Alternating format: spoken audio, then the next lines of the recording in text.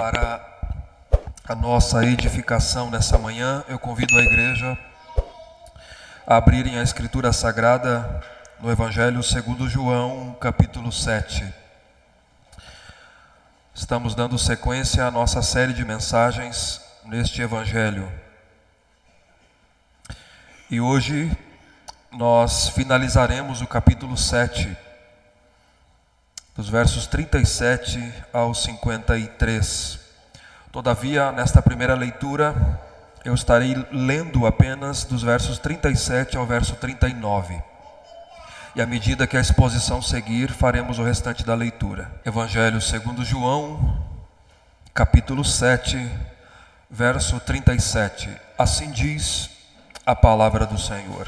No último dia, o grande dia da festa, levantou-se Jesus e exclamou: se alguém tem sede, venha a mim e beba. Quem crer em mim, como diz a Escritura, do seu interior fluirão rios de água viva. Isto ele disse com respeito ao Espírito que haviam de receber os que nele crescem, pois o Espírito até aquele momento não fora dado, porque Jesus não havia sido ainda glorificado.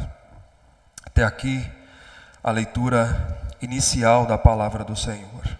João registrou no seu evangelho o alvo do seu registro, para que creiais que Jesus é o Cristo, o Filho de Deus, e para que crendo tenhais vida no seu nome. Este é o alvo dos sinais, este é o alvo do seu evangelho. Ou na oração sacerdotal de Jesus, capítulo 17, verso 3, Jesus diz: e a vida eterna é esta, que te conheçam a ti, o único Deus verdadeiro, e a Jesus Cristo a quem enviaste. Como as pessoas deveriam reagir ao ouvir afirmações como essa da boca de Jesus? Qual é a sua reação? O que o seu coração lhe diz agora ao ouvir essa verdade? Como as pessoas deveriam reagir? O reformador João Calvino, no seu livro Nas Institutas, ele diz algo interessante. Embora a pregação da cruz não se afine à mentalidade humana, é de conveniência abraçá-la humildemente, se desejamos retornar a Deus de quem nos alienamos. De quem nos alienamos. E aí ele diz: para que nos comece ele de novo a ser Pai. Hoje veremos nessa perícope da Escritura, nessa parte do capítulo 7, tanto a proclamação do Evangelho, quanto as reações à proclamação do Evangelho. O que é muito comum ainda nos nossos dias. Isso ainda vem acontecendo. Se você percebeu, desde o início do capítulo 7, João tem relatado acontecimentos que giram em torno da festa dos tabernáculos, uma das 3 grandes festas de Israel, que exigia que todo judeu fosse de onde ele estivesse até Jerusalém. Você percebe agora, você pode perceber que João marcou o tempo, ele fez uma marcação de tempo. No verso 2, se você acompanhar, estava próxima a festa. Então Jesus não sobe a Jerusalém, o texto diz, porque os judeus queriam matá-lo. Já no início, indo para o meio da festa, no verso 10, depois que os seus irmãos sobem, Jesus sobe também, mas ele o faz em oculto. E no verso 14 diz: já no meio da festa, Jesus vai ao templo e começa a ensinar publicamente. E agora no verso 37, é o último dia da festa. Entre o início da festa e o último dia da festa, muita coisa aconteceu e nós estudamos aqui. Então, dos versos 1 a 9, o texto nos informou que os seus irmãos não criam nele, que o seu tempo ainda não havia cumprido, não havia chegado a sua hora. Depois, dos versos 10 a 13, a 14, que Jesus, ao subir ao templo, ele começa a ensinar e a falar acerca do seu ensino. E então, dos versos 25 a 31, há uma manifestação dos judeus habitantes de Jerusalém, e Jesus ensina no templo. ele levanta a voz e ele clama. Uma parte da multidão crê, não crê, no verso 30, outra parte da multidão crê, no verso 31, e então, no último sermão, dos versos 32 a 36, os religiosos reagem ao murmúrio da multidão, que passou a considerar que talvez aquele homem fosse o Cristo, fosse o Messias. E nós aprendemos como age um homem no seu estado natural. E uma advertência séria, solene de Jesus, nos versos 33 e 34, para onde eu vou, vocês não poderão ir. O tempo é agora. Hoje nós chegamos no ápice dessa festa, dessa narrativa. É o último dia, o grande dia da festa. João já marcou o início, ele já marcou o meio da festa, agora é o último dia da festa. O que aconteceu nesse último dia, e é isso que nós iremos meditar nessa manhã, exatamente com esse tema. No último dia, o grande dia da festa, uma das proclamações salvadoras mais lindas e profundas que nós temos no Evangelho de João, e ao mesmo tempo que desperta reações diferentes, diversas entre o povo e entre as autoridades. Portanto, eu vou separar o texto aqui em duas grandes partes, em duas grandes divisões. Acompanhem comigo. Primeiro, dos versos 37 a 39, Jesus se levanta e proclama a salvação, que ele é a fonte de água viva. Ele faz um convite. E depois, dos versos 40 a 53, Jesus desperta reações diferentes na sua proclamação. Ele é recebido de maneiras diferentes. Então veja comigo, acompanhe em primeiro lugar. No último dia, o grande dia da festa, Jesus se levanta e proclama a salvação num convite a Ele, que é a fonte da água viva. Veja comigo aí. Então, no último dia, o grande dia da festa, aqui nós sabemos, o verso 2 nos informou, desde o início, que é a festa dos tabernáculos. Eu não vou entrar no detalhe aqui com vocês, porque há uma discussão entre os teólogos e comentaristas, se esse último dia é o 7º dia ou é o 8º dia. Não hoje, provavelmente seja o 8º dia, porque o que acontecia? Veja o ponto aqui. A festa dos tabernáculos era uma daquelas 3 grandes festas de Israel, junto com a Páscoa e o Pentecostes. Era uma festa realizada no 7º mês do calendário litúrgico de Israel, correspondente aos nossos meses de setembro e outubro. Era celebrada por 7 dias, seguida por uma santa convocação no 8º dia, que talvez seja aqui a ocasião, um ajuntamento solene no 8º dia. E relembrava os dias em que Israel peregrinou pelo deserto por 40 anos e moravam em tendas, em cabanas. Você pode consultar depois Levítico capítulo 23. A orientação divina nesse período, a provisão de Deus nesse período, era chamada a festa dos tabernáculos, porque o povo ficava em tendas de ramos armadas por 7 dias. E também era a festividade da colheita, era ações de graças pela abundante colheita. O que acontecia? Durante esses 7 dias, eles eram caracterizados pelo povo habitar em tendas, trombetas, aquele chofar que era o chifre de carneiro, eram tocadas, sacrifícios eram feitos durante 7 dias. E nesses dias, eles eram marcados por cortejos solenes. Muito importante isso. O que acontecia? Cortejos solenes que iam do templo de Jerusalém até o tanque de Siloé.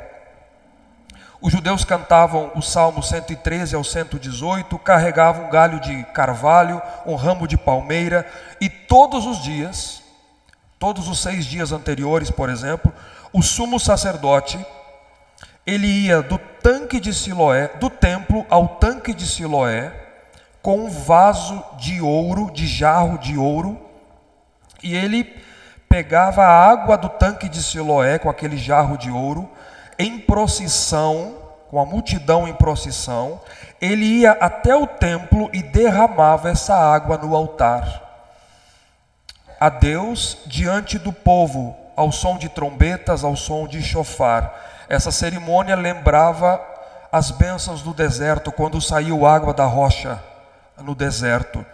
E o povo citava Isaías, capítulo 12, verso 3.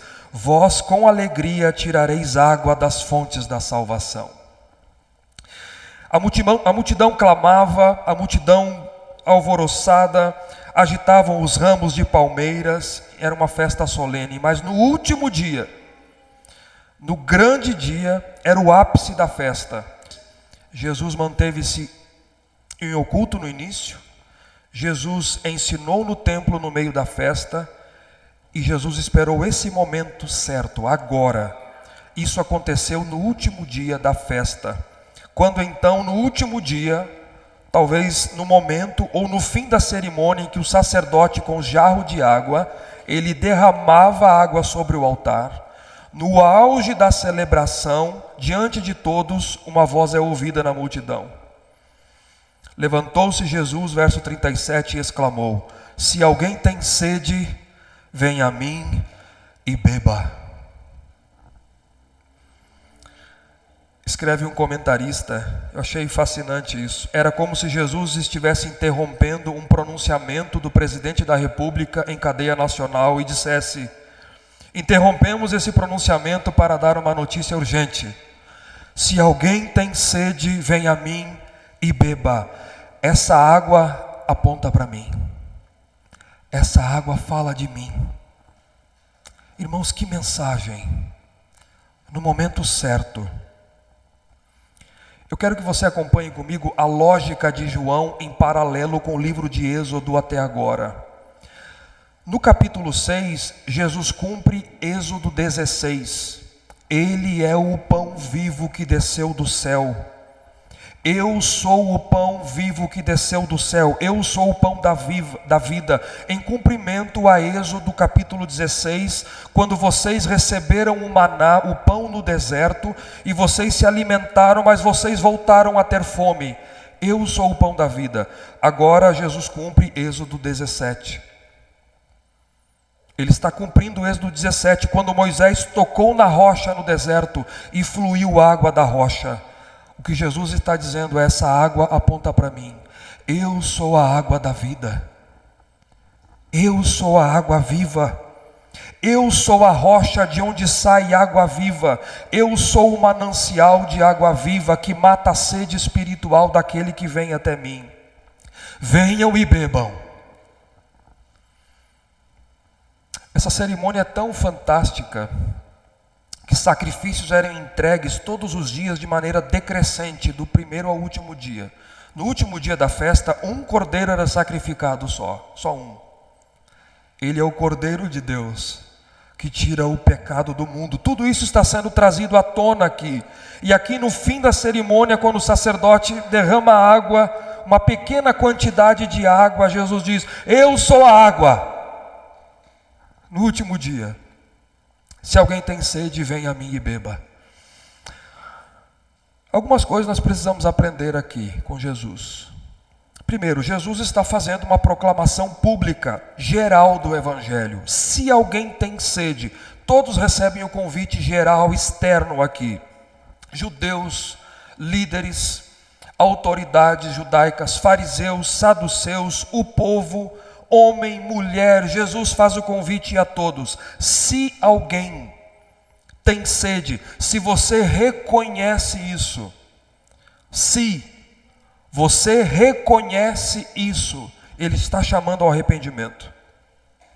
É um chamamento universal ao arrependimento. Se você reconhece a sua profunda sede, essa necessidade que iniciou na raça logo após o jardim, quando Adão trocou o manancial de águas vivas por ele mesmo, querendo autonomia, independência de Deus, ou quando Israel trocou o manancial de águas vivas por cisternas rotas que não têm águas.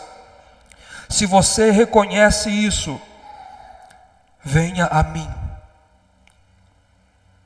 porque é assim que o homem anda nesse mundo. Ele procura matar a sua sede espiritual, esse vazio existencial, em fontes que não têm águas. e sempre está com sede, sempre com fome, com um vazio que a ciência vai chamar de vazio existencial. Mas a criatura só se realiza no Criador. Eles procuram fazer isso, as pessoas fazem isso em fontes que não têm água sem ir a Cristo. Por isso Jesus diz: se alguém tem sede, segundo, venha a mim. Venha a mim, não há outro. Somente Cristo pode saciar a alma, a sede da alma. É como se Jesus estivesse dizendo àqueles judeus: não procurem mais isso em rituais que já cumpriram o seu propósito. Em sombras, aqui chegou a realidade. Vocês estão ainda nos tipos, na sombra, na promessa, naquilo que é simbólico.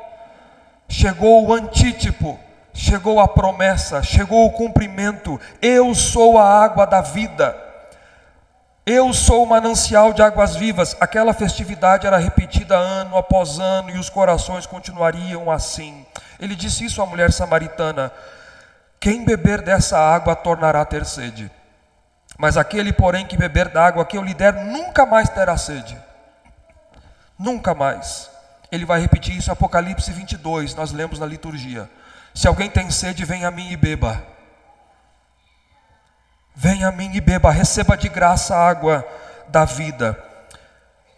Dois imperativos na passagem aqui: venha a mim e beba. O venha é um imperativo. No texto grego é um imperativo. E beba. Porque quando a pessoa vem e bebe da fonte que é Cristo, ela nunca mais terá sede novamente. Porque essa água, atenção, é um símbolo perfeito da salvação e da vida eterna e da plena satisfação espiritual. Eu repito, essa água de que Jesus fala é um símbolo perfeito da salvação e vida eterna e da plena satisfação espiritual. Veja como é isso. Como necessitas reconhecer isso e ir até Cristo. Verso 38, quem crer em mim, como diz a Escritura. Agora você percebe que o contexto explica. Vir a mim é crer em mim. O que significa no texto vir a mim? Significa crer em mim. Não é simplesmente assim, vir a mim como se cunhou na história, depois de alguns séculos da história da igreja, o chamado apelo. Venha até a frente. Não é isso. Vir a mim é crer em mim. Assim como comer e beber da minha carne, beber do meu sangue, é crer em mim. Quando isso acontece, o verso 38 diz, Jesus disse: do seu interior fluirão rios de água viva. E isso, verso 39, ele diz com respeito ao Espírito que haviam de receber os que nele crescem. O Espírito então passaria a crer em Cristo, o Espírito passaria a habitar naquele que crê, traria salvação, o Espírito Santo traria regeneração, saciaria a sede espiritual, mataria a fome existencial da alma. Essa cerimônia não poderia fazer isso, ela apenas apontava para aquele que poderia fazer isso. E agora, rios de água viva fluirão do seu interior. Jesus explicou isso à mulher samaritana também no capítulo 4. Depois que ele cita, nunca mais você terá sede, ele diz, pelo contrário, a água que eu lhe der será nele uma fonte a jorrar para a vida eterna. Porque ela não entende as palavras de Jesus, e Jesus reafirma o significado espiritual delas. Jesus explica que o dom que ele dá, essa água viva de que ele fala, vem de uma fonte infinitamente maior do que a fonte de Jacó, da qual ela pensava que ele falava. Porque água viva significava isso, é aquela água pura que ficava por baixo, no poço. A água viva é uma água de vida, é aquilo que sacia a sede espiritual do homem. Você nunca mais voltará a ter sede, porque no poço de Jacó você bebe e torna a ter sede. A do poço de Jacó você tem que retornar a buscar água, e ela não traz satisfação plena. Mas a água que eu der a você, Jesus diz, ela saciará a sua sede completamente. Você não precisará mais voltar a buscar, E ela trará satisfação plena espiritual, ela nunca acaba.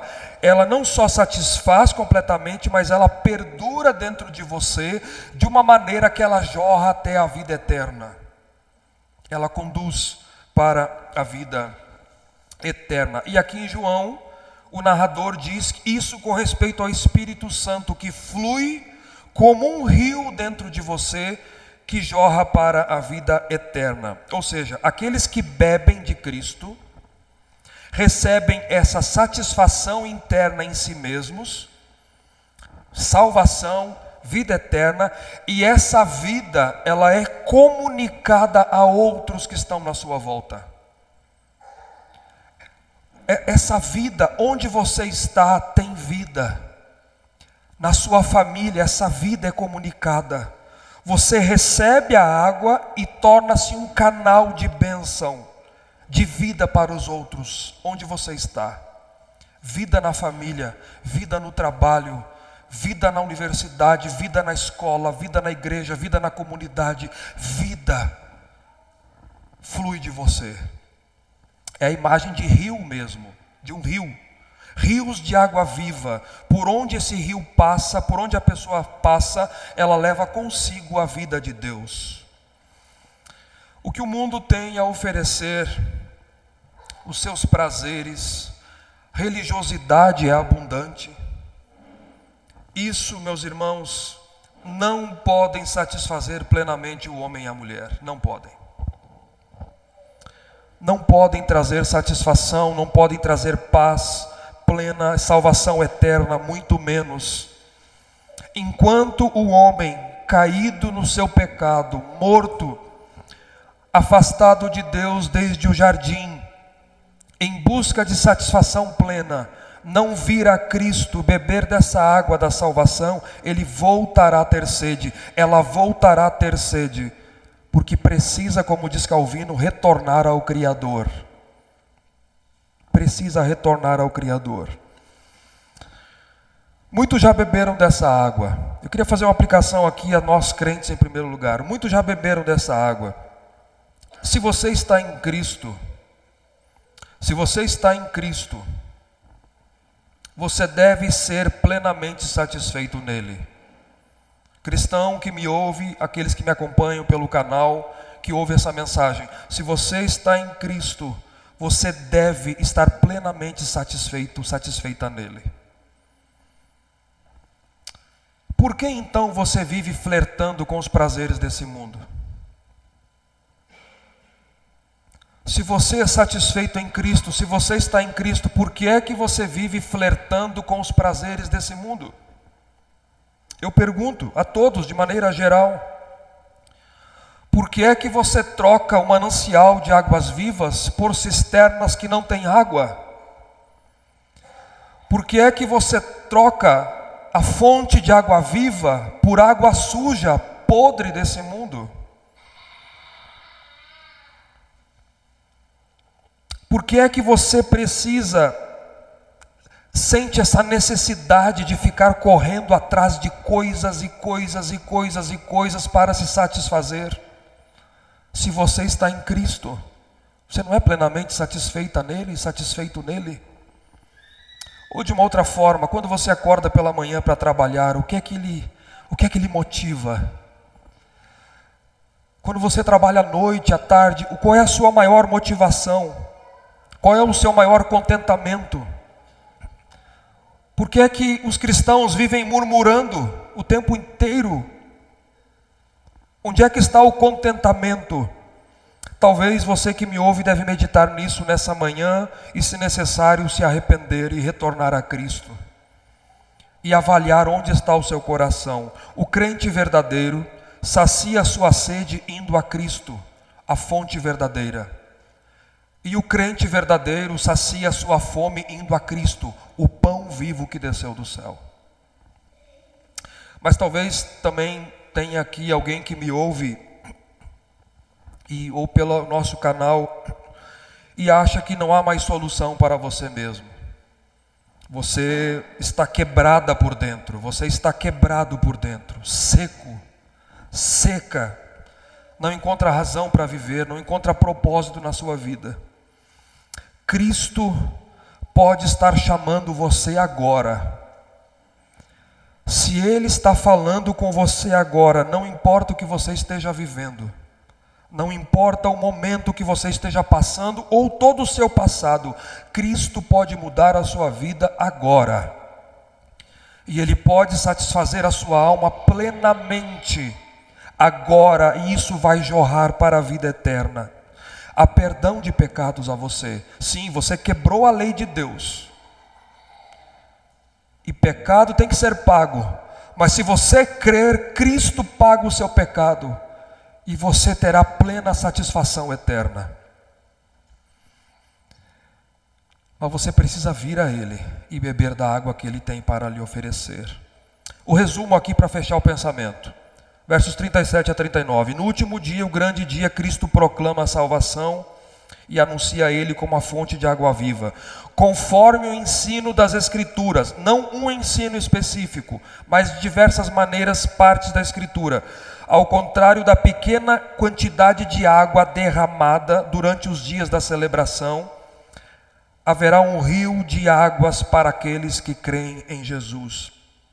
Essas águas saciarão a sua sede, se tornarão em você um rio em que outros poderão beber e se saciar também. E João explica, é a respeito do Espírito Santo, que saciaria a nossa sede e seria uma fonte contínua a saciar a sede de outros que crerem nele também. E aí ele diz algo, no final do verso 39, que precisa ser entendido. Pois o Espírito até aquele momento não fora dado, porque Jesus não havia sido ainda glorificado. A gente precisa entender isso. Existem basicamente duas interpretações, eu vou dar a que eu penso que é a mais correta do texto. João está se referindo aqui ao dia de Pentecostes, que é na cronologia histórica. O Espírito já estava presente, operando no Antigo Testamento, mas era a partir do dia de Pentecostes, 50 dias depois da Páscoa, após Jesus ser assunto aos céus, que ele viria então com poder para a capacitação dos discípulos nessa nova fase, nesse novo estágio da história da redenção. Então, não é que não havia Espírito Santo no Antigo Testamento, ou que ele não agia no Antigo Testamento, ou que ele não habitava no povo de Deus no Antigo Testamento.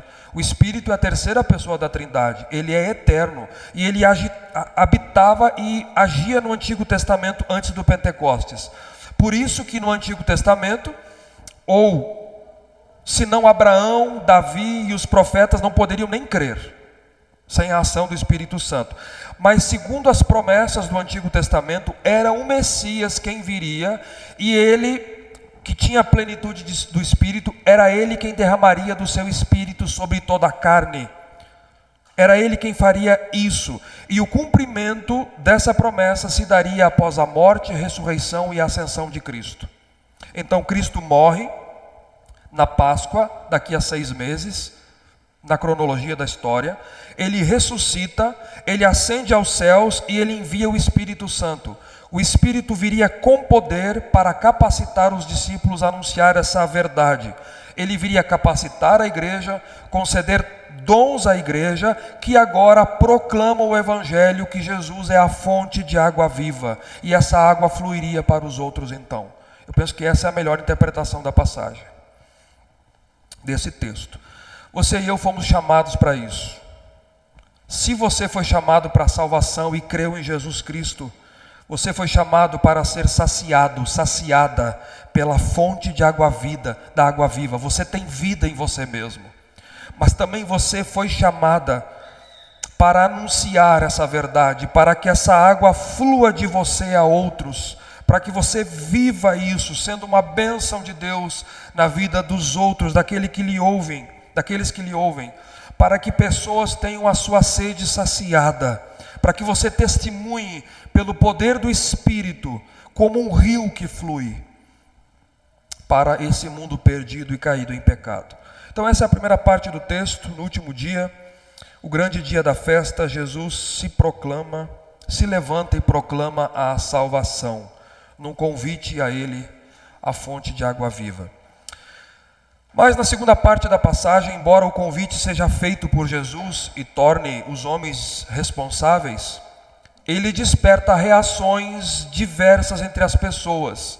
Então, no último dia também, na segunda parte do texto, no grande dia da festa, Jesus desperta diferentes reações à sua proclamação, entre o povo e entre as autoridades. E aqui eu vou fazer de maneira mais breve e sucinta essa segunda parte do texto. 3 reações entre o povo e 3 reações entre as autoridades. A proclamação de Jesus. Primeiro entre o povo, versos 40 a 44. Primeira reação, verso 40. Ele é o profeta. Então os que dentre o povo tinham ouvido essas palavras diziam: este é verdadeiramente o profeta. Alguns dentre a multidão então ficaram convencidos de que Jesus era o profeta. Que profeta é esse? Deuteronômio capítulo 18, verso 15 e 18, está registrado que Moisés profetizando que viria um profeta como ele dentre o seu povo, entre os irmãos, e lhes falará tudo o que eu ordenar. Essa expectativa entre eles, havia essa expectativa entre eles de que esse profeta viria, que era uma referência ao Cristo, ao Messias. Você lembra aqui no capítulo 1, verso 21, uma comissão é enviada até João Batista para fazer uma pergunta: és tu o profeta? Não mas o profeta? É você que cumpre Deuteronômio 18, aquele que haveria de vir, de quem Moisés profetizou? João Batista diz: não, não sou eu.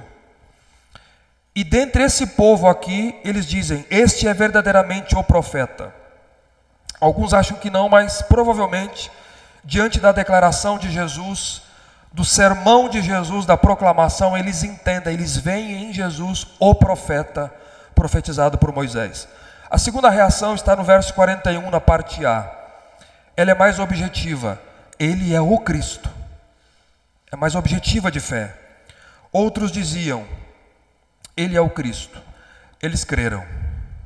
Ele é o Messias. Ele é o Messias. Receberam o convite e beberam da água da vida e foram saciados. A pergunta é por que esses reconhecem e daqui a pouco você verá que outros não vai ter ódio aqui no meio e desprezo. Você tem que ler à luz do contexto todo, o contexto mais próximo. João vem falando desde o início que somente aqueles que o Pai trouxer ao Filho irão ao Filho, irão receber ao Filho. Veja comigo aí, capítulo 6, verso 37. Veja comigo, acompanhe por favor. Todo aquele que o Pai me dá, esse virá a mim. E o que vem a mim de maneira nenhuma, de modo algum o lançarei fora. Verso 44. Ninguém pode vir a mim se o Pai que me enviou não o trouxer. Verso 65. E prosseguiu: por causa disso é que vos tenho dito, ninguém poderá vir a mim se pelo Pai não lhe for concedido. Então, você tem que ler à luz do contexto. Por que eles creram? Porque só pode ir a Cristo aqueles que o Pai trouxer. Por isso é uma reação de fé a essa proclamação de Jesus. Mas há uma terceira reação, versos 41 e 42. É um questionamento. Ele não pode ser o Cristo. Esse questionamento leva a essa conclusão. Então, primeiro, ele é o profeta entre o povo. Segundo, ele é o Cristo. E agora, ele não pode ser o Cristo. Por quê? Vejam comigo. Outros, porém, perguntavam: porventura o Cristo virá da Galileia? Não diz a Escritura que o Cristo vem da descendência de Davi e da aldeia de Belém, de onde era Davi? Esta é a mesma problemática do verso 27, que nós já vimos. É a mesma problemática. Qual é? Alguns entendiam que Jesus tinha vindo de Nazaré, da Galileia, filho de José e de Maria. Mas o Cristo, conforme Moisés profetizou, e alguns entendiam corretamente com base na profecia de Miqueias, capítulo 5, verso 2, que ele viria da descendência de Davi e de Belém. Essa era a interpretação oficial do Sinédrio, e correta. O Cristo viria de Belém. Mas a premissa deles de que Jesus tinha vindo da Galileia, de Nazaré, estava errada. Logo o questionamento levava à conclusão: ele não pode ser o Cristo. Ele não pode ser o Cristo. Perceba que o problema ainda é a origem. O problema é, eles não creem. Eles questionam porque são confusos. Com base na profecia de Miqueias, ele é Deus homem. Ele é eternamente Deus que se fez carne e habitou entre nós. Eles não creem nisso.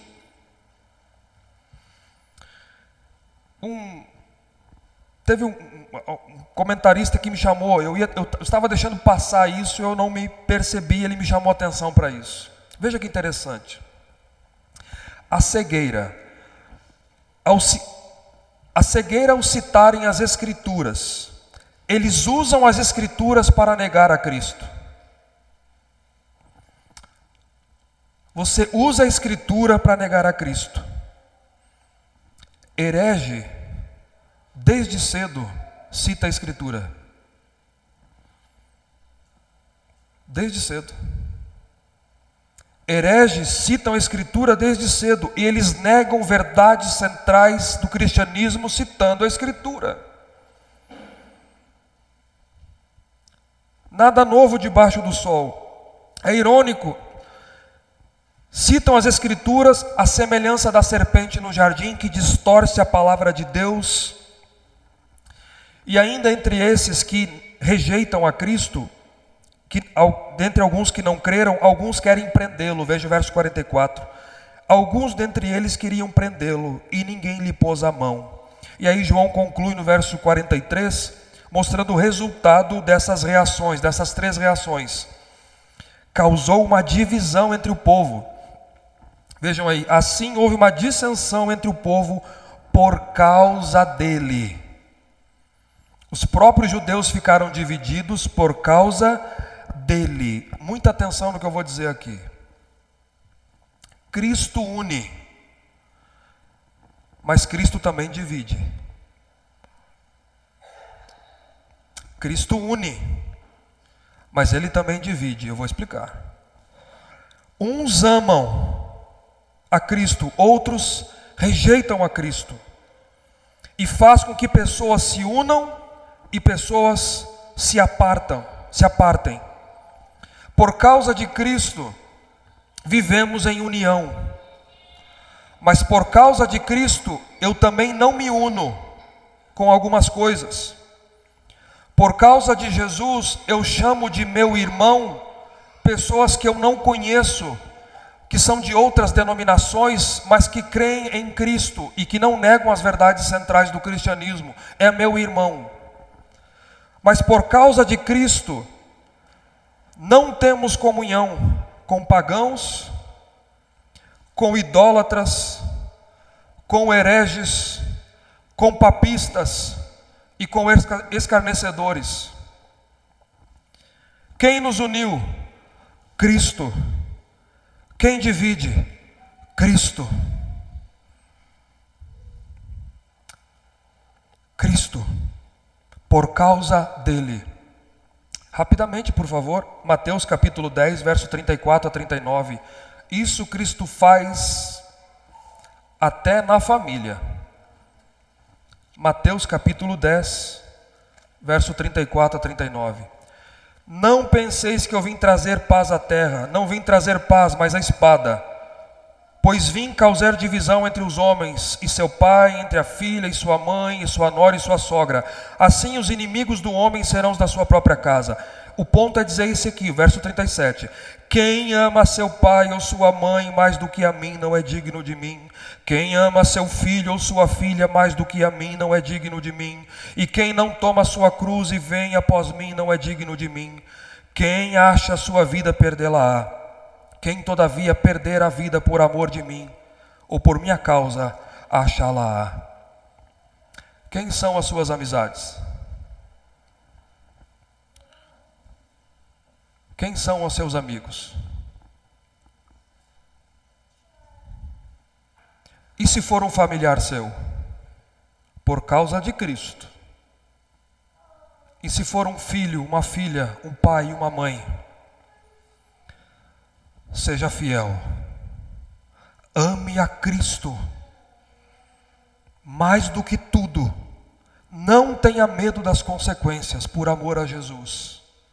Pais que me ouvem, mães que me ouvem, irmãos que me ouvem, filhos que me ouvem, pastores que me ouvem, não tenha medo das consequências por amor a Jesus. Essa é a conclusão das 3 reações entre o povo. Uns creem que ele é o Cristo, outros que ele é o profeta, outros não creem, é um charlatão, não pode ser o Cristo. E dentre esses que não creem, ainda alguns querem prendê-lo. Mas tem 3 reações entre as autoridades também, dos versos 45 a 52. Você lembra no verso 32 que os guardas já tinham sido enviados a prender Jesus, no verso 32. E agora eles retornam onde estava a reunião do Sinédrio. Mas qual é o problema? Eles chegam na reunião para prestar contas, e onde é que está Jesus? Eles chegam sem Jesus.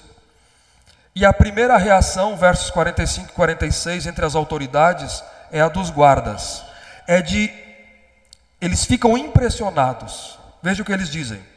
Voltaram, pois, os guardas à presença dos principais sacerdotes e fariseus, e estes lhe perguntaram: por que não o trouxeste? Responderam eles: jamais alguém falou como esse homem. Literalmente o texto grego diz assim: nunca falou assim um homem. Nunca falou assim um homem. Eles poderiam ter mentido e dito assim: por causa da multidão, a gente ficou meio assim, ou omitido. Mas disseram que Jesus e as palavras de Jesus eram diferentes de tudo que eles tinham ouvido até agora, pela graça, pela verdade. Veja só, eles não se comprometeram com Cristo genuinamente. Talvez alguns, a gente não sabe disso, mas ficaram impressionados. Qual é o problema com isso, irmãos? É que muitos hoje ainda ficam impressionados, admirados com Cristo, com as palavras de Cristo, com a igreja, com a doutrina, com o ensino, com a teologia da igreja, mas não se comprometem. Não se comprometem com Cristo, não se comprometem com a igreja, admiram, ficam impressionados, mas não creem em Jesus, não se entregam a Cristo, não se comprometem com a igreja de Cristo. É a mesma problemática, é a mesma. Segunda reação, versos 47 a 49, dos fariseus e saduceus. É uma reação de ódio, desprezo e zombaria. Vejam aí. Os fariseus, então, ouvindo a resposta dos guardas, eles ficaram possuídos. Vejam, irmãos, a reação deles: replicaram-lhe, pois, os fariseus: será que também fostes enganados? Aqui você tem ódio, você tem e zombaria também, você tem escárnio, desprezo. Será que vocês também foram enganados como esse povo que está dizendo que ele é o Cristo? Em tom de reprovação: nós somos os intérpretes da lei, nós é que sabemos. Eles vão dizer daqui a pouco isso. O alvo é levar os guardas a pensarem: se eles que conhecem a lei não creem, então esse homem não deve ser o Cristo mesmo, porque eles que são os intérpretes da lei. Verso 48: porventura creu nele alguém dentre as autoridades? Ou algum fariseu? Eles querem saber. Diga para mim se algum líder aí creu nele também, que as providências serão tomadas. O sinédrio está aqui. Verso 49: e quanto a esta plebe? Vejam, irmãos, essa a palavra grega para multidão, para povo, que nada sabe da lei, é maldita. Tratando o povo com desdém. Líderes do povo, literalmente diz assim: mas a multidão essa que não conhece a lei, malditos são.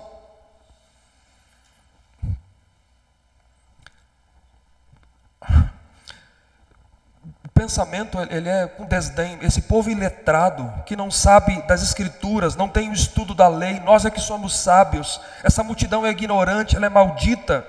Veja o ódio, o desdém, o desprezo, a arrogância. Sabe qual é a ironia nisso? É que eles acusavam o povo de não conhecerem a lei e, portanto, serem malditos de Deus. Quando, na verdade, eles, por rejeitarem o Filho de Deus, é que estavam sobre a maldição de Deus, e não o povo que creu. Porque no capítulo 3, verso 36, Jesus disse: quem tem o Filho tem a vida, e quem não tem o Filho não tem a vida, mas a ira de Deus permanece sobre ele. Vejam a cegueira. O ódio deixa as pessoas cegas, rancorosa, arrogante, ofende, advoga para si um conhecimento que não tem e não enxerga aquilo que está a verdade está bem na frente e a pessoa não enxerga. Eles leem o Antigo Testamento e não veem a Cristo. E Cristo diz no capítulo 5: as Escrituras testemunham de mim, elas falam de mim, e vocês não enxergam. Eles não creem e desprezam e odeiam aqueles que creem, inclusive um deles, que é o fariseu Nicodemos, que é a terceira reação. Reação dos guardas, dos fariseus e saduceus, agora de Nicodemos, que era um deles, que estava na reunião porque era membro do Sinédrio. Você lembra da pergunta do verso 48? Porventura alguma autoridade creu nele? Agora tem um deles, que é o Nicodemos. Nicodemos, um deles, verso 50, que antes fora ter com Jesus, aqui João, o narrador, nos informa o capítulo 3, que aconteceu, perguntou-lhes: acaso nossa lei julga um homem sem primeiro ouvi-lo e saber o que ele fez? Nicodemos aqui apela para a justiça da lei, de dar ao acusado a oportunidade de se defendê-lo antes de julgá-lo. Nós não temos certeza plena se a essa altura Nicodemos já cria verdadeiramente em Jesus ou não depois do encontro do capítulo 3. É provável que sim, mas não é possível ter certeza. A reação dele aqui não é muito enérgica, mas ele expõe a hipocrisia dos fariseus, mostrando o zelo cego deles. Mas ele é rejeitado. Ele é rejeitado. Eles não admitem o argumento dele, que era um argumento verdadeiro, e eles respondem no verso 52: dar-se-á caso de que também tu és da Galileia, Nicodemos? Examine e verás que da Galileia não se levanta profeta. A Galileia era uma região desprezada pela maioria, por todas as autoridades religiosas e pela maioria do povo. Era uma região que não estudava a lei como em Jerusalém. Era uma região assim. E eles desafiam Nicodemos a examinar as escrituras, diz o texto aqui, para ver que a Galileia nunca levantou profeta, menos ainda o Messias. Seria o Cristo. Cegos. Eles esqueceram de Jonas, esqueceram de Oséias, esqueceram de Naum. E outros que possivelmente eram daquela região. Mas Jesus foi rejeitado. E aí o texto finaliza no verso 53, que está ligado ao capítulo 8, verso 53. Todos, a conspiração é dissolvida e cada um foi para a sua casa. Hoje nós aprendemos, irmãos, então, o que aconteceu no ápice da narrativa, no último dia, o grande dia da festa dos tabernáculos. No último dia, o grande dia da festa, primeiro Jesus se levanta e proclama a salvação num convite a Ele, a fonte da água viva. E embora o convite feito por Jesus torne os homens responsáveis, também Jesus desperta diferentes reações à sua proclamação entre o povo e entre as autoridades. Eu repito as palavras de Calvino: embora a pregação da cruz não se afine à mentalidade humana, é de conveniência abraçá-la humildemente se desejamos retornar a Deus de quem nos alienamos. Cristo é o único que pode saciar a sua sede espiritual. Ele é a fonte da água viva. Então, cristão que me ouve, sacia a sua sede nele. Sacia a sua sede em Cristo. Você não pode encontrar plenitude em outro, ou ficar buscando em outro lugar. Você não pode fazer isso. Segundo, esteja disposto a ser fiel e abrir mão do que for preciso por causa dele. Terceiro, você é portador da única mensagem que pode saciar a alma plenamente de alguém e conduzir essa pessoa à eternidade. fique firme, pregue o evangelho mesmo em meio à incredulidade do povo ou da perseguição de autoridades, porque dentre esses que você pregará, Deus chamará irresistivelmente aqueles que Ele quis, para que creiam no seu Filho. Ele trará o Filho. E eu encerro dizendo a você que, mais uma vez, que me ouve e que não creu em Jesus ainda: creia em Jesus Cristo independente da voz da multidão. Creia em Jesus Cristo independente da multidão ao seu redor, daqueles que lhe lideram e daqueles que lhe ouvem, daqueles que lhe observam. O seu destino eterno, o destino eterno de uma pessoa depende de como ela reagirá à voz do Filho, que diz para você hoje: se alguém tem sede, venha a mim e beba. E quem crer em mim, como diz a Escritura, do seu interior fluirão rios de água viva. Que Deus abençoe a sua vida. Fiquemos de pé.